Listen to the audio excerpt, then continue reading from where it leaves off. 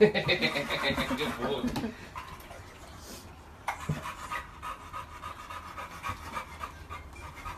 That's your favourite. Ah, that's alright.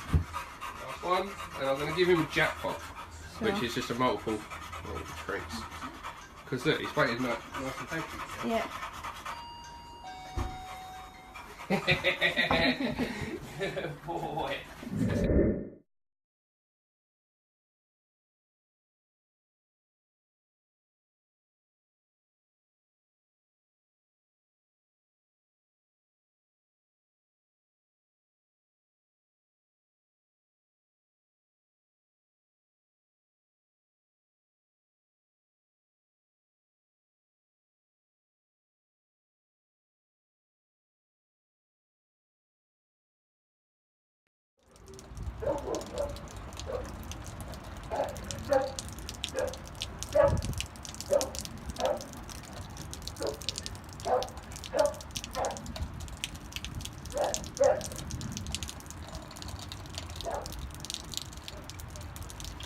So here with Dexter, you may recognise him, he's the dog that goes ballistic when people come out the door.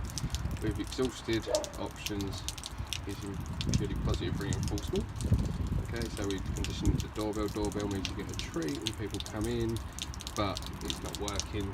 The desire to bark and everything's taking over. Hello. Sit. Sit. Look. Over here. Next up. Sit. Sit.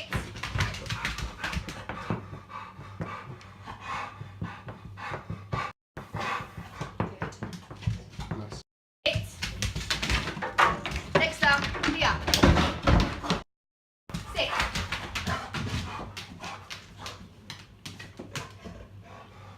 Better. Sit. Dexter. So, Dexter. Sit. you can release him. Break. Break. Hello, buddy boy. Hello, buddy boy. Yeah, so what I did out there was when I was hearing you tell him enough when he was barking, I was just pushing his e-collar until he went silent. Okay, and then when I come in, because obviously everything takes over, and even though he's a foodie, we've done lots of work in the past with him trying to ignore people in exchange for food, ringing the doorbell, giving him treats when the doorbell rings, so it just lowers his reactivity to people coming in. So this time round what I did is, you're still doing the same as what we did, using treats to reward him, but I'm using the e-collar to reinforce what you're saying. Okay, so when he's in that mindset, even a simple sit, he can't hold his stay. You see what he's like. So every time you ask him to sit, I just push the e-collar, and his e-collar is on 18. He's quite a stubborn boy, but even 18 is still very low. But because we've done a lot of work with the e-collar, he understands it, don't you, buddy boy? And you see, and he can just calm down. So now he can just go around and do his own thing. But he's not doing his usual, which is jumping up, mouthing and things like that, because the e-collar just reinforced what you were saying to help calm him down. Because he's not aggressive at all to people coming in the house. He just loses his mind. But he's dangerous because he will hang off people's clothes. He does catch people's arms. He will jump up, and he's a freaking tank. See, and now, so the e-collar just breaks through that barrier. So we can go to what we was doing, because like I said, we've got it on video, the whole session that we was doing with him, ringing the doorbell, rewarding him when he was silent, things like that, and it's helped to a degree, but it's not enough to stop him because the excitement of someone coming in takes over, and that's the problem with purely positive training. Unfortunately, the dog chooses what's most rewarding, and for him at that moment in time, it's the person. He will ignore the food for the person. He knows that eventually if he ignores the person, he'll get a treat. So in a way, he can come over to the person and then come back to you for a treat anyway. There's no consequence for him ignoring you, and that's where the e-collar comes in. So all you have to do is literally, because obviously I've got you to come out before I come in Yeah. to give me the e-collar, and left you 5 minutes and just act like normal. So I just wanted to make sure that it was working and everything. You know how to use his e-collar for his recall and everything. Yeah. All you do now is just hold the red button, okay? If he still goes to that mindset, just tap the black button. It gives him a little correction, just brings him straight back down.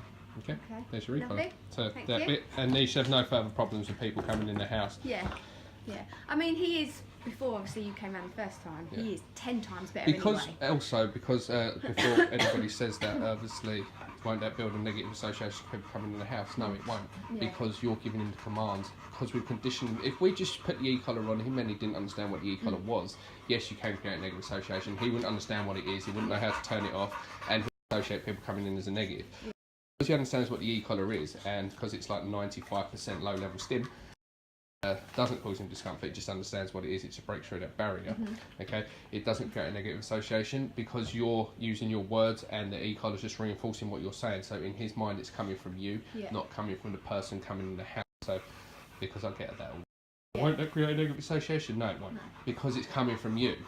Yeah, coming in the house going, enough, Dexter. It's a enough. command. Yeah, it's you. Yeah.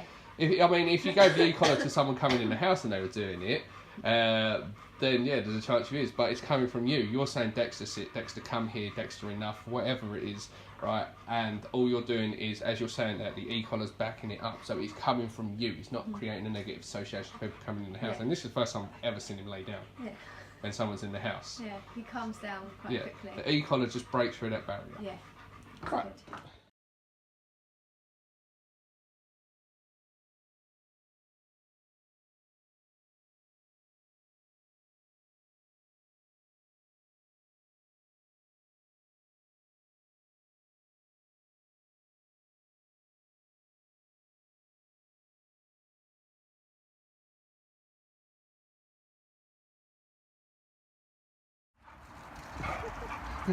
Go on, Dexter, go get her.